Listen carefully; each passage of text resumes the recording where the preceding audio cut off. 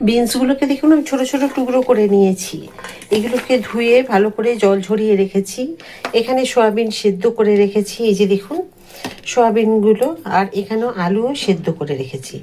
তবে আগে আমি বিনসগুলোকে প্রেশার কুকারে বিনসগুলোকে আমি একটুখানি মিক্সিতে পালস মোডে ঘুরিয়ে নেব। দেখুন এইভাবে ঘুরিয়ে একটুখানি ভেঙে নেওয়ার মতো, মানে একদম কিন্তু বাটার মতো হবে না, তাহলে কিন্তু ভালো লাগবে না। তো এইভাবে কিন্তু জলটা চেপে চেপে আমি নিয়ে নেব।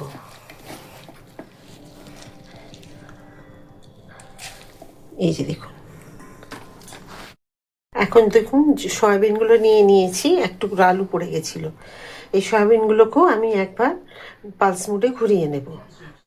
বিনসে যে জল চেপে রেখেছিলাম সেটা দেখুন এখানে নিয়ে নিয়েছি বিনসগুলোকে, পুরো জলটা চেপে চেপে, আর এখানে রেখেছি তার জলটা পুরো, এখানে শুধু জলটুকু আছে। এখানে দিয়ে দিয়েছি জোয়ান 1 চামচ, মৌরি 1 চামচ, আর কতগুলো সাদা গোলমরিচ, আর দিয়েছি 1/2 ইঞ্চি আদা, সোয়াবিনের সাথে বোঝা যাচ্ছে না। কতটা কসুরি মেথি। দেখুন আমি পালস মোডে ঘুরিয়ে নিয়েছি, কি সুন্দর হয়েছে দেখুন। এই যে এগুলোকেও আমি নিয়ে নেব। এই যে সাথে স্বাদ মতো দিয়ে দেব নুন,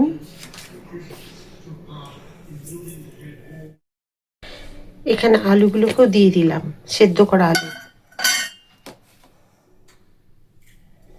দিলাম, ধনে গুঁড়ো, জিরে গুঁড়ো, 1 চামচ আদার পাউডার, 1 চামচ চিনি, বিস্কুটের গুঁড়ো, এইরকম ভর্তি করে দিলাম 1 চামচ কর্নফ্লাওয়ার। আপনারা চাইলে এখানে ময়দাও দিতে পারেন, আমি কর্নফ্লাওয়ার দিলাম। এবার আলুগুলোকে আপনারা চাইলে ম্যাশারে ম্যাশ করে নিতে পারেন, কিন্তু ম্যাশারে ম্যাশ করে নিলে বা গ্রেটারে গ্রেট যদি করে নেন তাহলে কিন্তু একদম মিহি হয়ে যাবে। আর একটুখানি যেমন যদি থাকে তাহলে কি হবে, যেমন আমি সয়াবিনগুলোকে করলাম বা বিনসগুলোকে, সেই রকম আপনারা করে নিতে পারবেন। তো দেখুন এই যে আমি আজকে যে রান্নাটা করব এর মধ্যে আপনারা অন্যান্য কিছু সবজি মেশাতে পারেন। তো আজকে আমি এইটুকু দিয়েই করছি, কারণ অল্প পরিমাণ করব তো সেই জন্য। তেল গরম হয়ে গেছে দেখুন, আর এগুলোকে আমি লম্বা লম্বা করে নিয়েছি। ওপর থেকে একটু কর্নফ্লাওয়ার গুঁড়ি আমি দিয়ে দিলাম, আপনারা চাইলে ময়দাও দিতে পারেন, কোনো অসুবিধে নেই, যেটা খুশি দিতে পারেন। আর যদি দিতেই হবে তার কিছু নয়, না দিলেও চলবে। তো এইভাবে আমি দিয়ে দিলাম, একদমই লো ফ্লেমে এগুলোকে ভেজে নিতে হবে।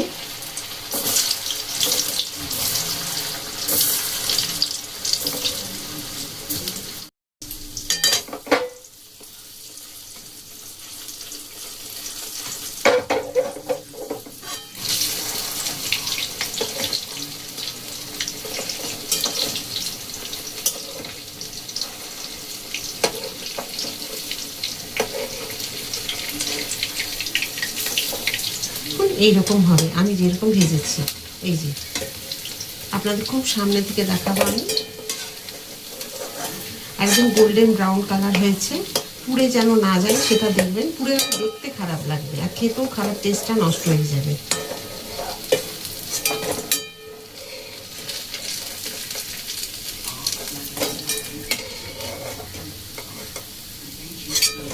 বাকি যে কটা আছে আমি আরো ভেজে নিই। এই যে দেখুন ঠিক এইরকম, একদম পুড়বে না।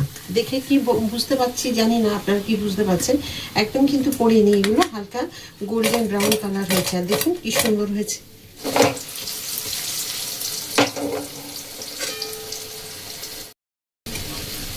বাকিগুলো আমার সব ভাজা হয়ে গেছে, এগুলোকে আমি তুলে দেবো।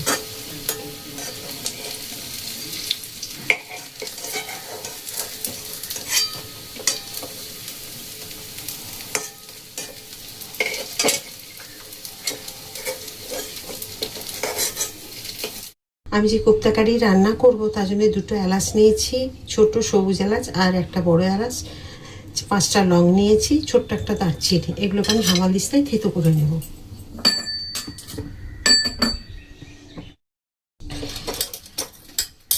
দেবো একটা শুকনো লঙ্কা, এখান দিয়ে ফাটিয়ে নিয়েছি। এই যে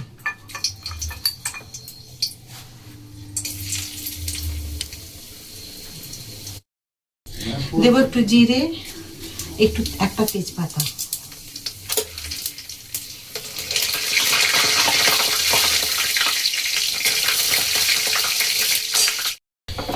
এই কোপ্তা কারিটা মায়ের জন্য করেছি নিরামিষে, রসুন পেঁয়াজ ছাড়া। আগে মায়ের জন্য তৈরি করে রেখে দিলাম, এবারে আমাদেরটা রসুন পেঁয়াজ দিয়ে করব। এখানে মশলা বেটে রেখেছি, রসুন, আদা, পেঁয়াজ, কাঁচা লঙ্কা, একটা বড় টমেটো আর জিরে, ধনে দিইনি। আর এখানে এক টুকরো টমেটো মায়ের রাজ্যে রান্না করলাম, তো এক টুকরো রেখে দিয়েছিলাম, সেটা দিয়ে দিচ্ছি।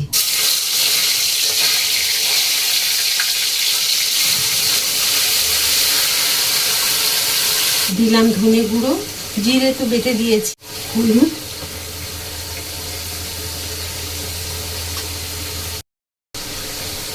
দেব নুন,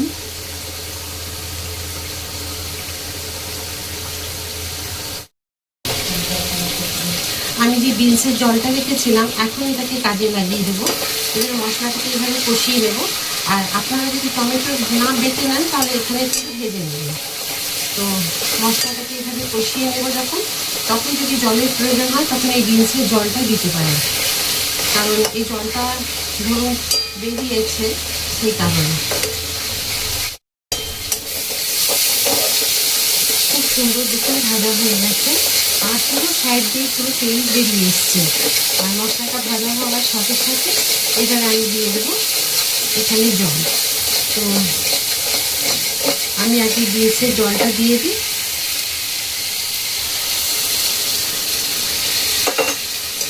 দিয়ে যেহেতু জলটা কাঁচা, আমি এইভাবে একটুখানি ফুটিয়ে দেবো।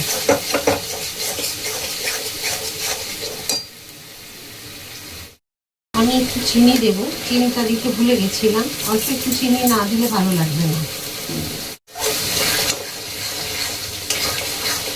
দেখুন কি সুন্দর হয়েছে রঙটা, দেখুন। এবার আমি এখানে জল গরম হতে দিয়েছি, এই গরম জলটুকু দিয়ে দেবো।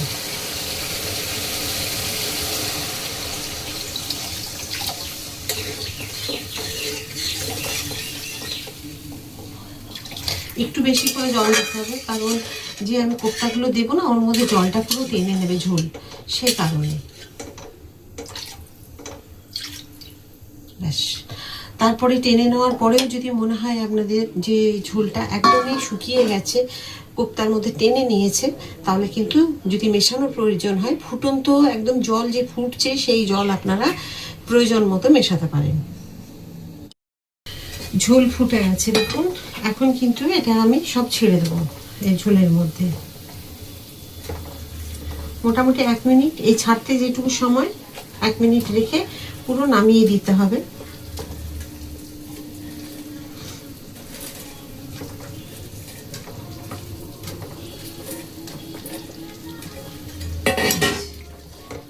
ব্যাস, এই যে ঝোল দেখছেন, এই ঝোলটা কিন্তু থাকবে না, একদম কমে যাবে। দিলাম অল্প একটুখানি ঘি, দেবো একটুখানি কসুরি মেথি।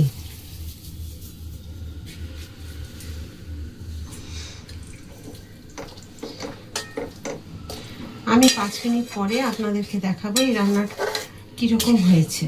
এই যে এত ঝোল দেখছেন, এই ঝোলটা কিন্তু থাকবে না। ঢাকাটা খুলে একবার দেখে নিন, দেখুন কি সুন্দর লাগছে দেখতে। আর ঝোলটা দেখেছেন তো কতটা টেনে নিয়েছে, এই দেখুন। আপনাদের একটা কেটে দেখাই আমি, এই দেখুন, এই দেখুন কত নরম আর জুসি হয়েছে, দেখুন অসাধারণ হয়েছে। তো চলুন এটাকে এবার আমি বাটিতে ঢেলে নেব। আজকে যে আমি বিনস আর সয়াবিন দিয়ে যে কোপ্তা কারি রান্না করলাম, আজকের এই রান্নাটা আপনাদের কেমন লেগেছে কমেন্ট করতে একদম ভুলবেন না। যদি ভালো লাগে একবার তো বাড়িতে তৈরি করে দেখুন। অনেক সময় হয়ে যায় ফ্রিজের মধ্যে এক কোনায় পড়ে থাকে কোনো একটা সবজি, সেটা দিয়ে আমরা হয়তো ভেবে পাই না কি রান্না করব, তখন কিন্তু এরকম করে নিতে পারেন। তবে হ্যাঁ, এই কথাটা সত্যি বলবো যে ভেন্ডি দিয়ে ভালো লাগবে না, ভেন্ডির জন্য সেটা আবার একদিন দেখিয়ে দেব। উচ্ছেটাও ভালো লাগবে না, এরকম উচ্ছের জন্য আলাদা রান্না আছে, সেটা আপনাদের দেখিয়েছি আমি।